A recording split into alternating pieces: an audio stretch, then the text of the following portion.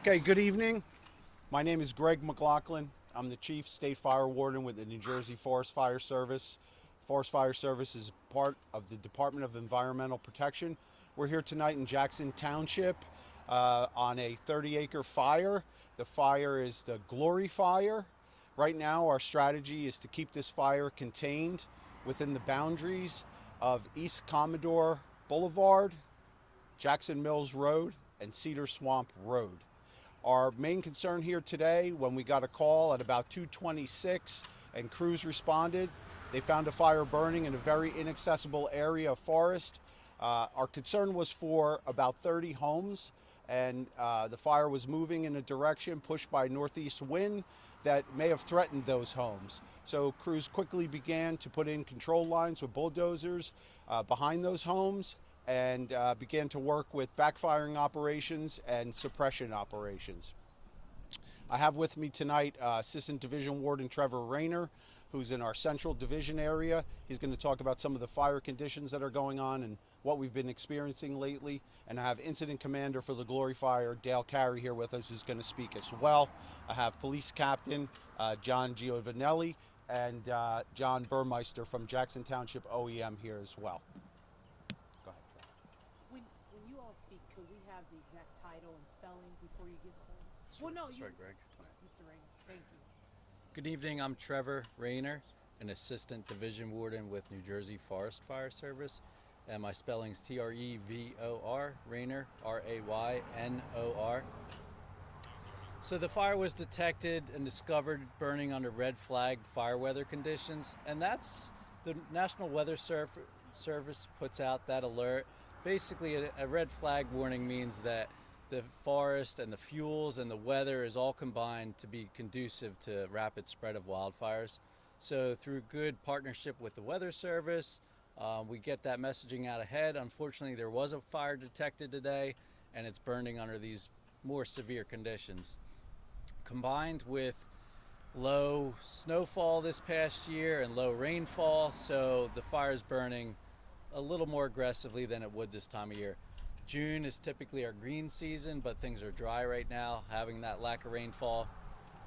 And the soils around here are very sandy, so any rainfall that we do get typically goes away quickly as the rain percolates through the soil and allows the forest floor to dry out, and all it takes is that errant ignition, and then that fire spreads rapidly. So what have we done in place? We've instituted fire patrols today. We have fire trucks on the road patrolling. We've issued restrictions today, so campfires are restricted, and we're just ahead, getting ahead of any potential fires that might start. We've been busy this past week. Today is our third complex wildfire, we'll call it. Complex wildfire would be a large fire or a smaller fire burning in a neighborhood where homes exist. I'll let Dale talk about the fire effort. I'll turn it over to Dale at this point. Yes, Dale Carey, Dealecarey. DEALE. Yes, and I'm Section Warden for New Jersey Forest Fire and IC. Currently, conditions are we have approximately 15 Type 6 power wagons on the fire. As Greg related, the fire came in earlier today, just before 2:30. I located the fire. Was a little tough to get to, inaccessible, really remote somewhat, and with the conditions it started to pick up. So we luckily having patrol today. We had some more units on radio, got them there, got a game plan together, working with Ocean County and Jackson Township, set up structure protection, and that's where we're at now. We got the structure protection in place, and we're putting lines around the houses to protect the houses, and we're doing some burnout operations. The current status of the fire is approximately 30 acres. And it's probably going to grow to, just under 100 acres when it's all done. The guys will be out there working throughout the night tonight to get it contained and burn out. And, everything goes well. It should be, pretty good by morning. Currently, it's 0% contained. And again, it's roughly 30 acres. And again, that's going to grow without a doubt. With the help of the helicopter getting up here, getting up in the helicopter, kind of getting a good visibility of where it was at, using our maps. So we're ready. We've been dealing with this. It's been going on for a while now. We've been busy, and it's just another fire we've dealt with, and we were ready. We've been ready for a lot of stuff we've been going on. It's been a busy few weeks, and it continues. Great cooperations, great evacuations were in place. local fire companies from Monmouth and Ocean County, helping with, it's just been so far good. No injuries, everything's been fine. We're just trying to get everything wrapped up and, move on from this. Just clarify, no evacuation. Yes, and there's no evacuations at all. They were fine. Everyone was warned. Police made notification. They knew what was going on, reached out to the public, but we did not evacuate. The fire wasn't added tents coming towards them at the moment, so we felt safe having them shelter right there, but no need to make them evacuate. Is there any concern, sir, that could change? Yeah, sure. Conditions can change, depending on the wind direction and how low the humidity gets. That could change, but right now we feel pretty confident that shouldn't change. And if the guys do what they're doing, which they're trained to do good, it should be not an issue. And we expect it, to get our job done. We try to get this wrapped up as fast as possible, without a doubt. Some roads are closed. Do you believe they're going to remain closed for the rest? They will remain closed until we get what we need to get done as far as protection, with structure protection, and for the safety of the firefighters, because they're working on the roads. Mitigate that, and we have a lot of big structure engines that are helping do structure protection. So it's a youth safety aspect, so they have to remain closed. As soon as we can free them up, we will definitely open them up. When these red flag warnings happen. Before we do questions, I just want to let Police Captain speak just for a minute. Police Captain John Giovannetti, G-I-O, V as in Victor, A-N-E-T-T-I, Uniformed Services Division Commander of Jackson Police. We're supporting the fire effort today in order to secure the area and surrounding areas, staging areas for fire apparatus and personnel.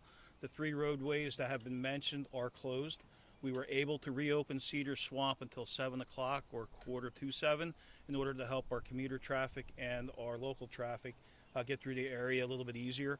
We understand that it is an inconvenience, both for our local and for our commuter traffic. We're sorry for that.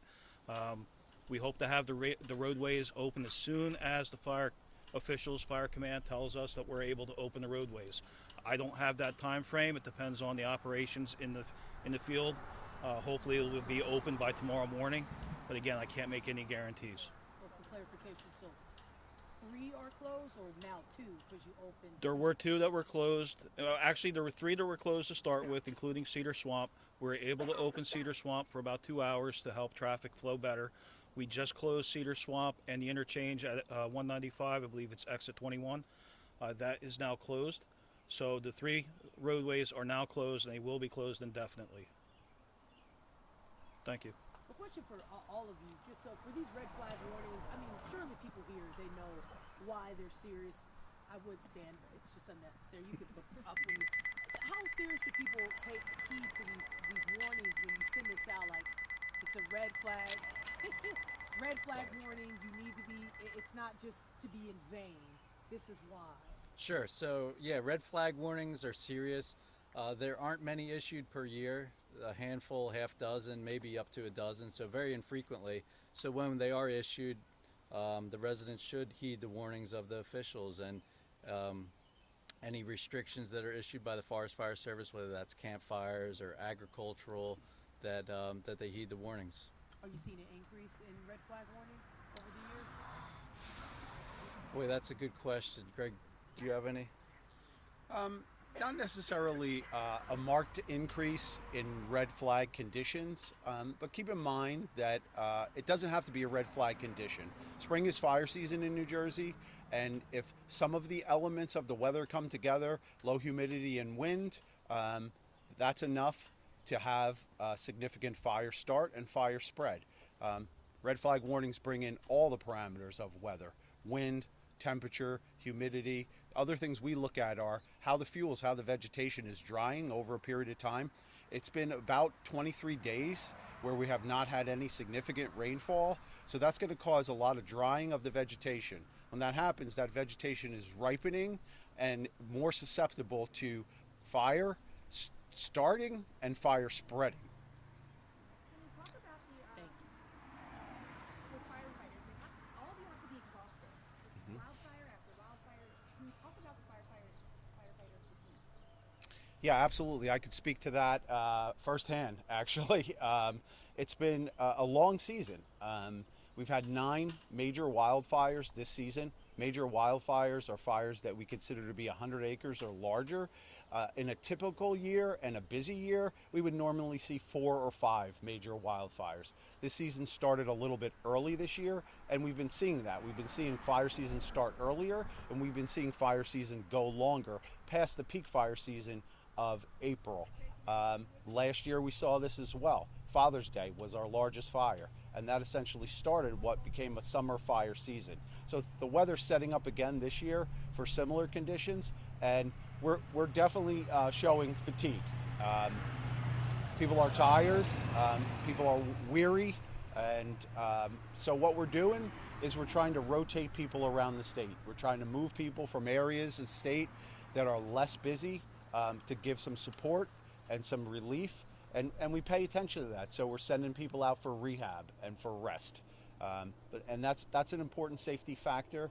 It's a watch out situation for us to pay attention to the fact that we need fresh people, and so we have a large part-time workforce spread out throughout the state, and we rely on them and we lean on them to come in and help us. And so I'm seeing that. I'm seeing, I saw a gentleman tonight come in, and first night here, brand new boots. He said, "I'm ready to go." So we'll get some fresh support here, and all of the residents, wherever it is that we are, all of the local volunteer fire companies, the OEM offices, the police, they're providing food, water. People reach out to me, offer their homes if we're going to be here overnight, and in this case, we will be here overnight. Our plan here is to continue to create control lines around all the structures, and then to begin our backfiring operations to burn out fuel from behind those homes and let that fire consume any vegetation that could possibly ignite again over the next several days as these weather conditions are going to persist, and start a new fire. So we want to keep that fire contained in that strategic area bounded by Commodore, Cedar Swamp, and Jackson Mills. And if we're successful doing those operations through the night, this fire then, as we manage it, will reach about 80 to 85 acres. Air quality too, where people live around here. We're even seeing smoke coming to when we're at Philadelphia.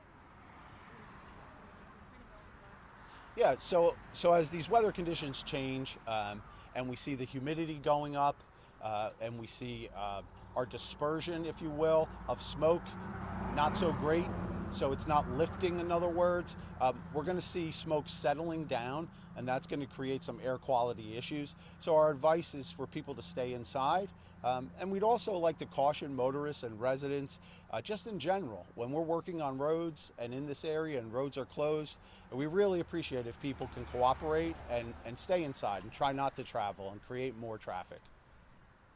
How long has this area been in a drought? Well, I'm not sure that we're in an official drought, but I know that we have not had significant rainfall for over 23 days. How many fire personnel specifically are working on this fire? Dale? There's approximately 75. And is there any other fire you guys are handling right now across the state, or just this one? There are several fires today in the northern part of the state. Most of the fires that we have in New Jersey, 90% of the fires, we keep under 5 acres. Any other questions?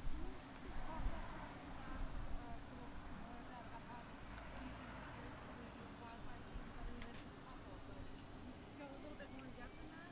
Could you come closer? A little bit more in depth about how this fire season compares to other years? Sure. So in the 1 year time period, from June of 22 to now, we've responded to over 1,400 wildfires statewide. These fires have consumed over 26,000 acres. Typically, we're seeing a response in years past of about 1,000 wildfires a year. The acreage varies, sometimes 10, sometimes 15,000 acres. So we're seeing about a 30% increase in fire activity.